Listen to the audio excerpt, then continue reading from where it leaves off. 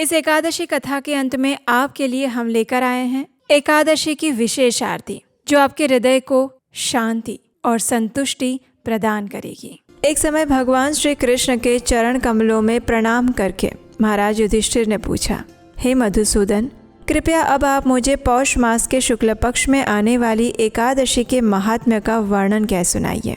आखिर इस एकादशी का नाम क्या है? इसका पालन करने की विधि क्या है? इस दिन कौन से देवता का पूजन किया जाता है? अगर आप मुझ पर प्रसन्न हैं तो मेरे इन सभी प्रश्नों का, जिज्ञासाओं का विस्तार से उत्तर दें। युधिष्ठिर महाराज के इस प्रश्न को सुनकर भगवान श्री कृष्ण ने कहा, हे राजन, पौष मास के शुक्ल पक्ष की एकादशी को पुत्रदा एकादशी के नाम से जाना जाता है। इस दिन उपवास में भगवान श्री हरि की पूजा करनी चाहिए। संसार में पुत्रदा एकादशी के उपवास के समान और दूसरा कोई व्रत नहीं है। इसके पुण्य से प्राणी तपस्वी, विद्वान और धनवान बन जाता है। निसंतान दंपतियों को संतान सुख का वर प्राप्त होता है। और इसी एकादशी से जुड़ी हुई एक सुंदर पौराणिक कथा है। अब मैं तुम्हें वो सुनाऊंगा। ध्यान से श्रद्धा पूर्वक उसका श्रवण करो। प्राचीन काल में भद्रावती नगरी में सुकेतुमान नामक एक राजा राज्य करते थे। राजा अत्यंत धार्मिक, दयालु, सशक्त, वीर और हर प्रकार के श्रेष्ठ सद्गुणों से युक्त थे। उनके जीवन में एक ही दुख था, और वो था कि वे निसंतान थे। उनकी कोई संतान नहीं थी। उनकी पत्नी का नाम शैव्या था।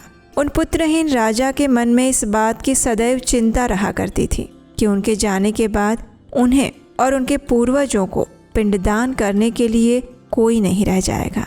यही सोचकर उनके पितृगण भी व्यथित होकर पिंड लेते थे कि सुकेतुमान के बाद हमें कौन पिंड देगा। इधर राजा भी बंधु बांधव, राज्य, हाथी, घोड़ा, इन सभी से भी प्रसन्न नहीं रहा करते थे। बार बार उनके मन में एक ही बात चलती थी कि वे पुत्रहीन हैं। बिना पुत्र के पितरों और देवताओं से उरुण नहीं हो सकते। इस प्रकार राजा रात दिन इसी चिंता में घूमा करते थे। इस चिंता के कारण एक दिन वे इतने व्यथित हो गए, इतने दुखी हो गए कि उनके मन में अपने शरीर को त्याग देने की इच्छा उत्पन्न हो गई। लेकिन फिर वे विचार करने लगे कि आत्महत्या करना ये तो महापाप है। इसलिए उन्होंने इस विचार को अपने मन से निकाल दिया। लेकिन एक दिन इसी प्रकार विचारों में लीन रहकर किसी को बिना बताए चुपचाप राजा अश्व पर सवार होकर वन में चले गए।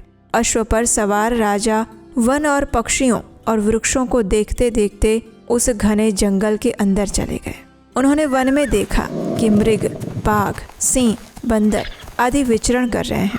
हाथी शिशुओं और हथिनियों के बीच में विचरण कर रहा है।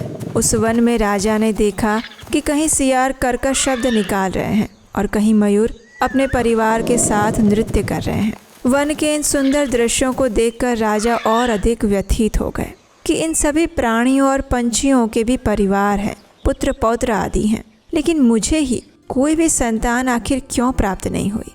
इस प्रकार सोच विचार करते करते मध्याह्न का समय हो गया। राजा सोचने लगे, मैंने अनेक यज्ञ किए, ब्राह्मणों को स्वादिष्ट भोजन करवाया, उन्हें दान देकर संतुष्ट किया, लेकिन फिर भी इन सब के बाद भी मुझे ये कष्ट आखिर क्यों मिल रहा है? अंततः इसका कारण क्या है? और अपनी व्यथा मैं किसे जाकर कहूँ? कौन मेरी इस व्यथा का समाधान कर सकता है? इस प्रकार अपने विचारों में लीन राजा को प्यास लगने लगी। वे जल की खोज में आगे बढ़े। कुछ दूर जाने पर उन्हें एक सरोवर दिखाई दिया। उस सरोवर में सुंदर कमल के पुष्प खिले हुए थे। सारस, हंस, घड़ियाल आदि जल क्रीड़ा में मग्न थे। सरोवर के चारों ओर ऋषियों के आश्रम बने हुए थे। अचानक राजा के दाहिने अंग फड़कने लगे। इसे शुभ शकुन समझकर राजा मन में प्रसन्न होते हुए अश्व से नीचे उतर आए और उन्होंने जाकर देखा तो सरोवर के तट पर कुछ ऋषि विराजमान थे। उन्हें देखते ही राजा ने उन्हें प्रणाम किया। अत्यंत विनम्रता पूर्वक उनके समक्ष जाकर बैठ गए। राजा को देखकर ऋषिवर ने पूछा, हे राजन, जिस प्रकार आपने हमें सम्मान प्रदान किया है उससे हम आपसे अत्यंत प्रसन्न हैं। आपकी जो भी इच्छा है आप हमसे कह सकते हैं। ऋषियों के इन वचनों को सुनकर राजा ने पूछा, हे विप्रवरों, आप कौन हैं और यहाँ किस लिए वास कर रहे हैं? ये सुनकर ऋषिगणों ने कहा, राजन, आज पुत्र की इच्छा करने वाले को श्रेष्ठ पुत्र प्रदान करने वाली पुत्रदा एकादशी है। हम सभी विश्वदेव हैं और आज से 5 दिवस बाद माघ स्नान है और हम सभी इसी सरोवर में स्नान करने आए हैं। ऋषियों की बात सुनकर राजा ने कहा, हे मुनियों, मेरा भी कोई पुत्र नहीं है। यदि आप मुझ पर प्रसन्न हैं तो कृपा करके मुझे एक पुत्र का वरदान दीजिए। तब ऋषियों ने कहा, हे राजन, आज पुत्रदा एकादशी है, इसलिए ये अत्यंत शुभ समय है जब आप यहाँ पर आए हैं। आप इस एकादशी व्रत का पूर्ण श्रद्धा और भक्ति से पालन कीजिए। भगवान श्री हरि की अनुकंपा से आपके घर पर अवश्य ही पुत्र का आगमन होगा। राजा ने मुनि के वचनों के अनुसार उस दिन उपवास किया, उस व्रत के सभी नियमों का श्रद्धा पूर्वक पालन किया और अगले दिन द्वादशी पर इस व्रत का निर्धारित समय के अंदर पारण किया। ऋषियों को दान दक्षिणा दी और फिर ऋषिवरों को प्रणाम करके वे वापस अपने नगर में आ गए। भगवान श्री हरि की कृपा से कुछ ही दिनों में रानी ने गर्भ धारण किया और 9 मास के बाद उन्हें एक तेजस्वी पुत्र का सुंदर मुख देखने को मिला।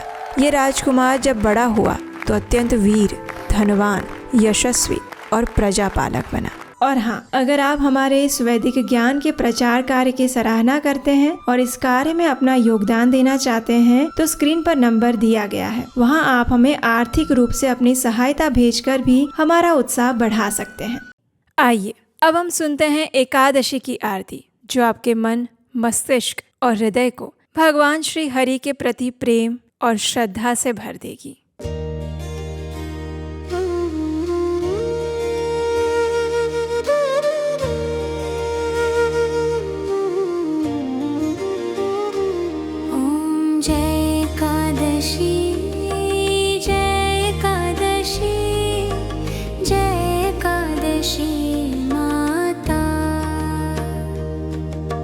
विष्णु पूजा रत को धारण कर शक्ति मुक्ति पाता।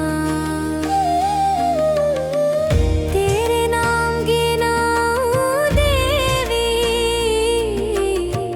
भक्ति प्रदान करनी। गण गौरव की देनी माता, शास्त्रों में वरनी। ओम जय एकादशी, जय एकादशी, जय एकादशी माता। विष्णु पूजा व्रत को धारण कर शक्ति मुक्ति पाता। मार्गशीर्ष के कृष्ण पक्ष की उत्पन्ना विश्व तारिणी जन्मी। शुक्ल पक्ष में हुई मोक्षदा, मुक्तिदाता बन आई। ओम जय एकादशी, जय एकादशी, जय एकादशी माता। पौष के कृष्ण पक्ष की सफला नामक है। शुक्ल पक्ष में होए पुत्रदा, आनंद अधिक रहे। ओम जय एकादशी, जय एकादशी, जय एकादशी माता। नाम षटतिला माघ मास में कृष्ण पक्ष आवे। शुक्ल पक्ष में जया कहावे, विजय सदा पावे। ओम जय एकादशी, जय एकादशी, जय एकादशी माता। विजया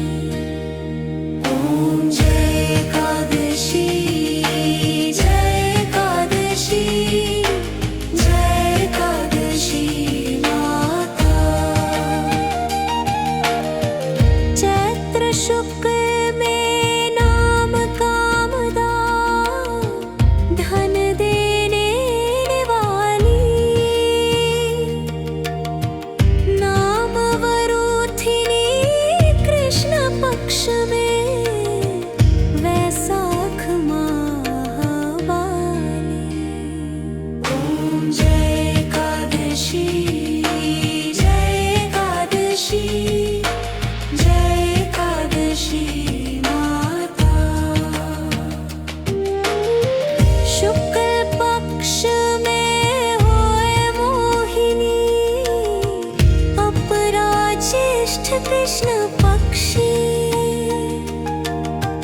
नाम निर्जला सब सुख करनी शुक्ल पक्ष रखी।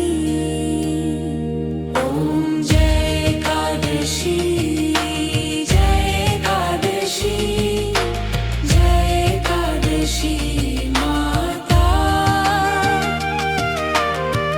योगिनी नाम आषाढ़ में जानो कृष्ण पक्ष करनी। देवशयनी नाम कहायो शुक्ल पक्ष धरनी।